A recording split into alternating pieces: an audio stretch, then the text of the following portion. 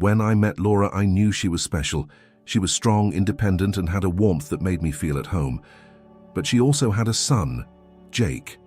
He was 10 when we started dating, and from the very beginning, I wanted to be more than just his mum's boyfriend. I wanted to be someone he could count on. I did everything I could to make Jake feel comfortable with me. I took him to soccer games, helped with his school projects, and made sure he never felt like he was missing out on anything. Birthdays, I planned the best ones. Holidays, I made them magical. If he needed new shoes, a laptop, or just a night out for burgers, I never hesitated. I wanted him to see me as more than just the guy his mom married. I wanted to be a father to him. But there was always someone in the background, Daniel, his biological father.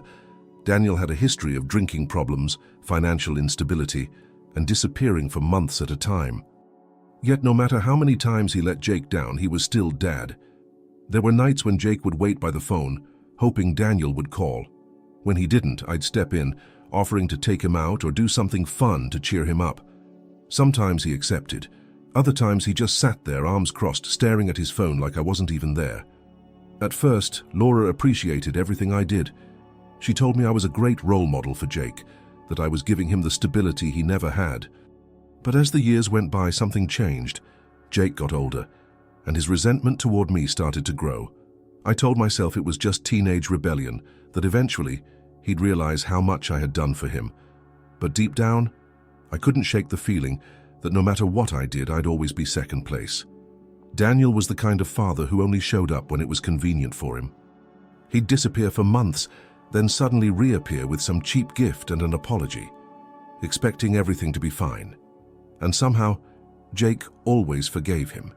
It didn't matter how many broken promises Daniel made, whether it was missing school events, forgetting birthdays, or borrowing money from Laura and never paying it back. Jake would still look up to him like he was some kind of hero. Meanwhile, I was the one who was always there. I was the one who paid for his school trips, made sure he had everything he needed, and helped him plan his future. But to Jake, that didn't seem to matter. There were moments when I thought we were making progress, like when I helped him build a science project for school, and he actually looked excited to show it off. Or the time I taught him how to drive, and for a brief moment it felt like we had a real bond. But then Daniel would show up, and it was like none of it ever happened. One night, after another one of Daniel's disappearances, I found Jake sitting on the couch staring at his phone. Laura had just told him that his dad wasn't coming to visit like he had promised. I sat down next to him and said, "I know it sucks, Jake, but you know I'm always here for you, right?" He didn't even look at me. "You're not my dad," he muttered. That hit me harder than I expected. I had been in his life for nearly 8 years at that point. I had done everything a father should do, but I still wasn't enough. I told myself it was just teenage anger, that maybe one day he'd realize how much I had done for him. But deep down, I was starting to wonder if that day would ever come. When Jake turned 18, I wanted to give him a celebration he'd never forget. I had spent years trying to prove to him that I was there, that I cared, and I hoped this party would be another step toward closing the distance between us. So I pulled out all the stops. I booked the private event space at my restaurant, arranged for a custom cake, hired a DJ, and made sure every little detail was perfect.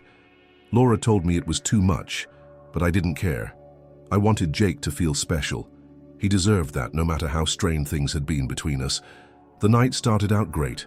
His friends showed up, the music was good, and for once Jake actually looked happy. I watched from the bar, feeling like maybe, just maybe, this was the moment when things would finally shift between us. Then Daniel showed up. I smelled the alcohol before I even saw him. He stumbled in, eyes glazed over, slurring his words as he loudly greeted everyone like he was the guest of honor. People stared. Some of Jake's friends laughed awkwardly. I could see the embarrassment on Jake's face. I walked up to Daniel, keeping my voice low. "You need to leave. You're drunk." He scoffed, swaying slightly. "Relax, man, it's my son's birthday." "You're making a scene."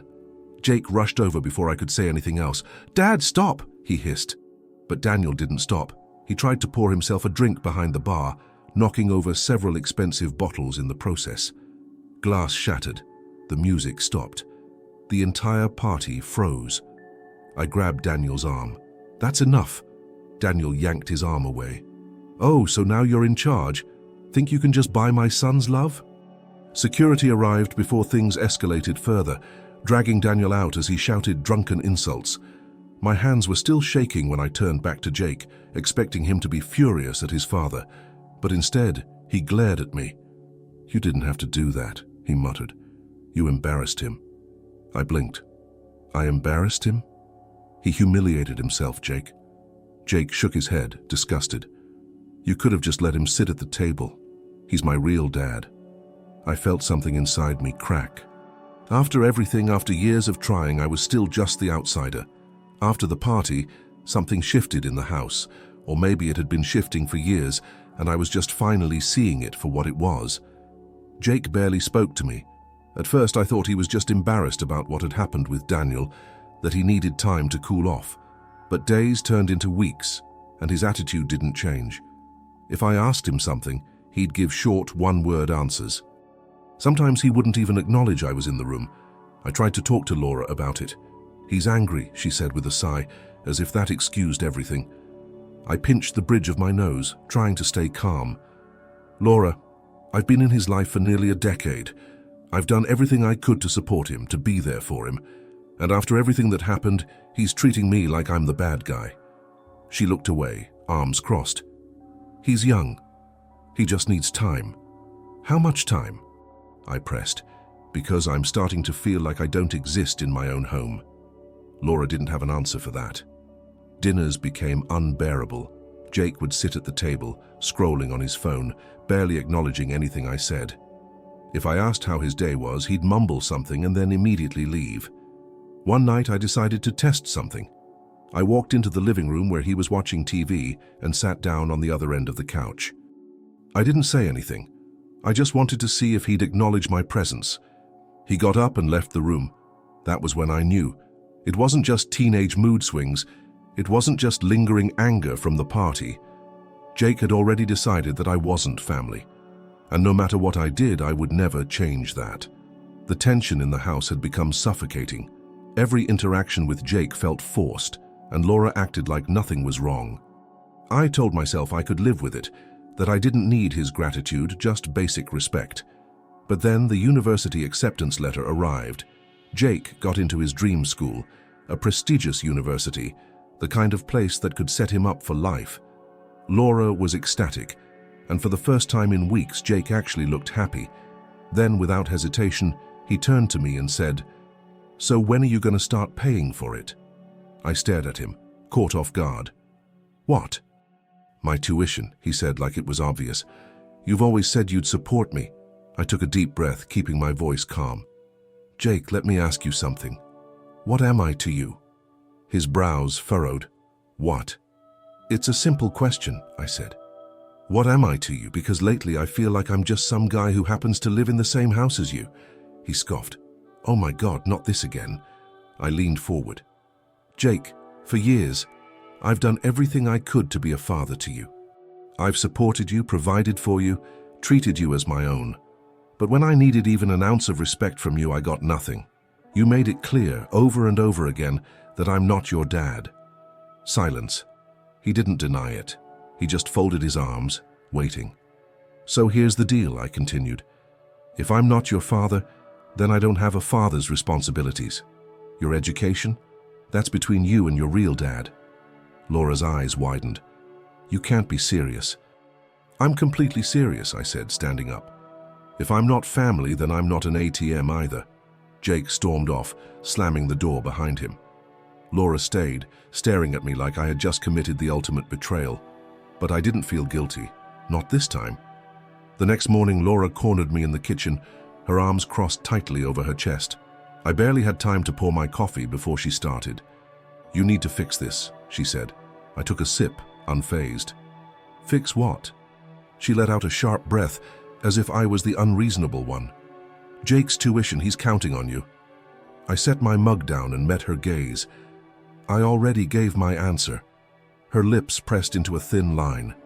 "You've been in his life for almost 10 years. You've always provided for him, and now suddenly you're just going to stop." "Laura," I said, my voice firm, I was willing to do all of that because I thought I was his father in every way that mattered. But he's made it clear, I'm not. I'm good enough to pay for things, but not good enough to be respected. She shook her head, frustration radiating off her. He's a teenager. He doesn't think about things the way you do. I crossed my arms. No, he thinks exactly how he wants to. And right now, he wants the benefits of having me in his life without any of the connection. Laura's expression darkened. So, you're punishing him? I exhaled slowly. No, I'm stopping the cycle. I'm done being used. Silence stretched between us, thick and heavy. Then she straightened her shoulders. If you don't pay for his tuition, I don't know if I can stay in this marriage. I studied her for a long moment. So, that's what this is. Her jaw tightened. I need a husband who supports his family. I let her words sink in, then finally I nodded. If that's how you feel, you should start packing. Her face paled, as if she hadn't expected me to call her bluff. But I wasn't bluffing. I was done. Laura didn't leave right away. For days she walked around the house in tense silence, expecting me to break first. But I didn't. I had spent years bending over backward for a family that never truly saw me as one of their own. I wasn't going to do it anymore. Then one evening I came home to find her and Jake packing their things. She barely looked at me as she zipped up her suitcase. I hope you know what you're doing, she said. I leaned against the doorway, arms crossed. I do. Jake, sitting on the edge of his bed, didn't say a word. He just scrolled on his phone like none of this was happening. Even now, even with everything falling apart, he refused to acknowledge me. Laura sighed, grabbing her bag. You're going to regret this. I didn't answer. I just stepped aside as they walked past me, out the door and out of my life. I expected to feel something, regret, sadness, maybe even second thoughts. But all I felt was relief. For the first time in years, I wasn't walking on eggshells in my own home. I wasn't trying to earn love that was never going to be given. I was free. At first, I didn't hear much from them. Laura and Jake moved into a small apartment across town, and for a while it seemed like they were fine. But then reality started to hit. Without my financial support, Jake had no way to pay for his university tuition. He tried applying for loans, but without a co-signer or credit history, he didn't get enough. The school deferred his admission for a semester, then another. Eventually, he had to accept the truth. He wasn't going. Instead, he got a job at a retail store in the mall. The same kid who used to scroll through his phone ignoring me was now standing behind a counter, folding shirts for minimum wage. Laura didn't have it easy either. She had spent so many years relying on my income that she struggled to find stable footing on her own. She took on freelance work, but it wasn't enough to maintain the lifestyle she was used to. I won't lie. Part of me felt vindicated. They had taken me for granted for years, assuming I would always be there to pick up the pieces. Now they were realizing what life was like without my support. But I wasn't angry anymore. I didn't feel spiteful. I just felt done. I had given them everything, and they had treated me like I was disposable. Now they were facing the consequences of their choices, and for the first time in a long time, I didn't feel guilty about it. With Laura and Jake gone, the house felt strangely quiet. But instead of loneliness, I felt something else. Peace. I threw myself into work, expanding my restaurant and renovating the house. I repainted the walls, replaced old furniture, and got rid of everything that reminded me of the past. For the first time in years, I was living for myself. Friends told me I should start dating again, but I wasn't in a rush. I was enjoying my freedom, enjoying the fact that I didn't have to constantly prove my worth to people who never really saw me as family. One night I got a message from Laura. It was short, almost hesitant. "Can we talk?" I stared at my phone for a long time before finally responding. "About what?" A few minutes passed before she replied. "Jake wants to know if you'd reconsider helping with school." I sighed, shaking my head. Even after everything, it always came back to money. I typed back, "No, I wish him the best, but I'm done." There was no reply after that, and honestly, I didn't need one. For the first time in a decade, I was finally free. Looking back, I still wonder if I did the right thing. I spent years trying to be a father to Jake. I gave him everything: support, stability, love. But in the end, I was nothing more than a convenient wallet to him. The moment I set boundaries, I became the villain. Laura, the woman I thought was my partner, expected me to keep giving and giving, no matter how little I received in return. When I finally said no, she chose to walk away rather than stand by me.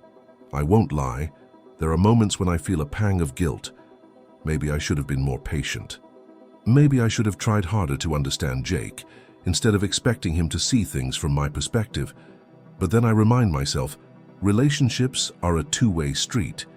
And after a decade of trying, I was still standing outside looking in. So I have to ask, was I the asshole for finally putting myself first?